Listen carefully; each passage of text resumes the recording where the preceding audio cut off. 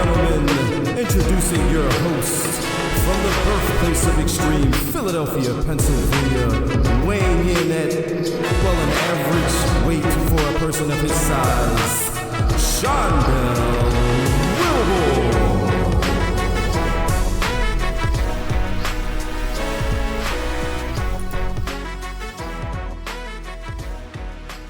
Hey, ladies and gentlemen, welcome to another episode of the Bury the Booking Podcast, Wrestling Podcast. I am Dell, that is Devin once again in the saddle. What's going on? Not much, enjoying this weekend. Yeah, not a bad weekend. Not too bad weather, not too bad activities. You know, nice little comfortable weekend. Mm-hmm. Had some events over the weekend that we're going to get into. We're going to pivot a little bit differently on this show because we did have the Crown Jewel PLE as of yesterday. Of course, you know, we record on Sundays, so we are going to get into a full review of Crown Jewel, which will be our base for the episode, which is a WWE PLE, which means we're going to do a little bit differently, and we're just going to go ahead and jump right in to the week that was with Dynamite and Collision for AEW, and then we'll jump into the WWE side with the Crown Jewel review. So this week, AEW...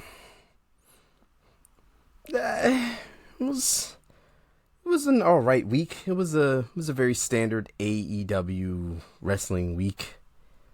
Had some things.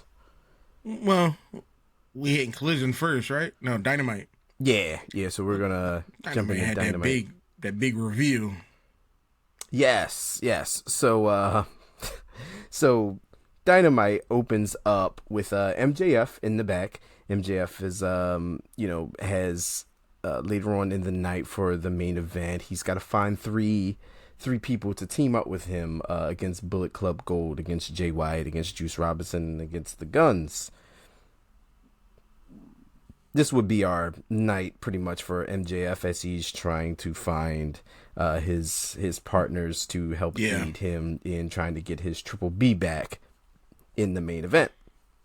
He has Adam Cole on video call, and is talking to Adam Cole, and Adam Cole actually is suggesting that MJF take Samoa Joe up on his offer into help aiding him in the many enemies that he has. But of course, he's got to pay the piper, and he's got to grant Samoa Joe another shot at the AEW World Championship if he does take him up on that offer.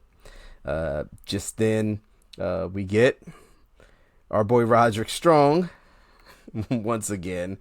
Roderick Strong is talking to Adam Cole over video. He says, we're still acting like MJF isn't the devil, so they're still playing that. We got this mystery still going on as to who the devil is. We get the devil flashing the little quick shot of whoever this mystery person is. I know who it is. Yeah? Mm-hmm. Yeah. I'm all for it. It is Roderick Strong. Okay. Devil being Roderick Strong? Okay. Mm-hmm. All right. Mm-hmm. All right. I'm okay with that. Yeah. All right. I'm so confident. I bet I will put money on it. Okay. That is him. All right, so you're going with Roddy. Yeah. Okay. All right. I'm not. I wouldn't be upset at that. Wouldn't be upset at that reveal. Mm-hmm. All right. Let's see. We had opening the show in the ring. We had the International Championship match with Orange Cassidy and Claudio Castagnoli. This match was a really, really good match. Yeah.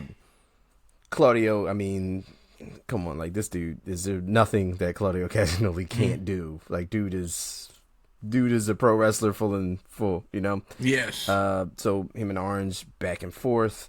You had Willer Yuta out there. Hook gets involved a little bit. They cancel each other out. They get thrown.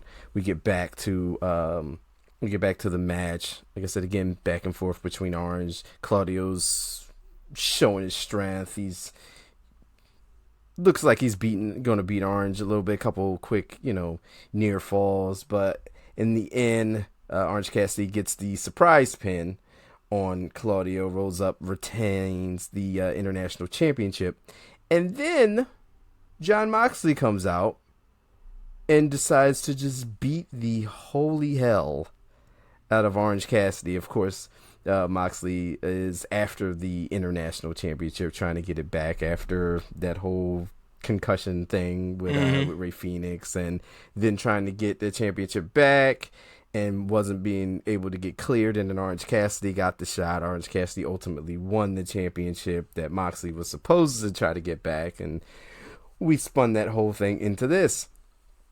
So he beats the hell out of Orange Cassidy, pretty much just to send a message to him that he's coming for that championship. Security tried to break it up again, as me and you've well documented. AEW security is there to get beat up. One of the dudes, Moxley caught one of the dudes with like a backhand. Yeah. Dude ate a stiff backhand, but yeah. So they sent the messages there. We get to again, MJF is trying to find some partners to team up with. He goes to Kenny Omega's locker room and is asking Chris Jericho, who is in there and is teaming up with Kenny later on in the night, to find out if Kenny is available. Chris Jericho pretty much shuts him down, closes the door in his face. Of course, there's rejection there, so we're not gonna get any help from Chris Jericho or Kenny Omega. I'm actually trying to find out who the third person would be. Like, if he got Kenny Omega and Chris Jericho, like if Chris was like, yeah, sure, I'll do it. Like, who else would you get? Because you still need a third person. Mm-hmm. But it didn't matter. That didn't happen. He then gets gripped up very aggressively by Wardlow, and Wardlow pretty much threatens everything about MJF and tell him, greatest guy in wrestling right now. Your favorite AEW AEW wrestler Wardlow grips up MJF, pretty much tells him he's coming for him. He's gonna take everything that he has, and when he least expect it. So you got Wardlow looming over MJF's head as well. He walks past there. He's approached by the Acclaimed again. So ongoing theme of this show is, which it has been for past weeks, MJF needs friends. He doesn't want the Acclaim. The Acclaim definitely wants to help him, mostly Max Caster and, by proxy, Anthony Bowens and Daddy Ass. So after that, we get the Moxley pretty much challenging and making the match for Full Gear between himself and Orange Cassidy for the International Championship. So we got a match signed there. Next up, this segment, this match was it was okay. It was an okay match. We had the Ring of Honor 6-man tag championships on the line. We had Brian Cage and the Gates of Agony versus the Elite, which was Hangman Page and the Young Bucks. Match was okay. The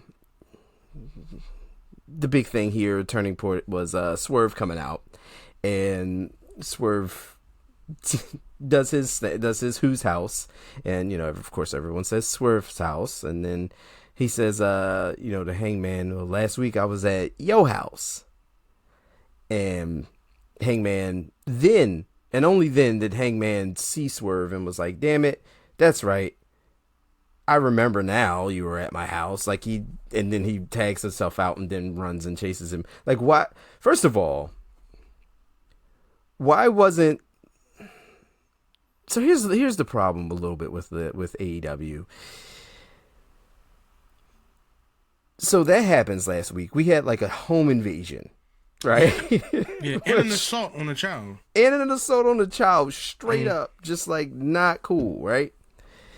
And Hangman Page just like is just coming down to the ring just to wrestle a match against people who are like in Swerve's camp. And just wrestling a match, like he ain't trying to like, he's not overly aggressive to those people being of theirs, you know, have ties to Swerve or anything. He's just doing a regular wrestling match. And I'm like, what?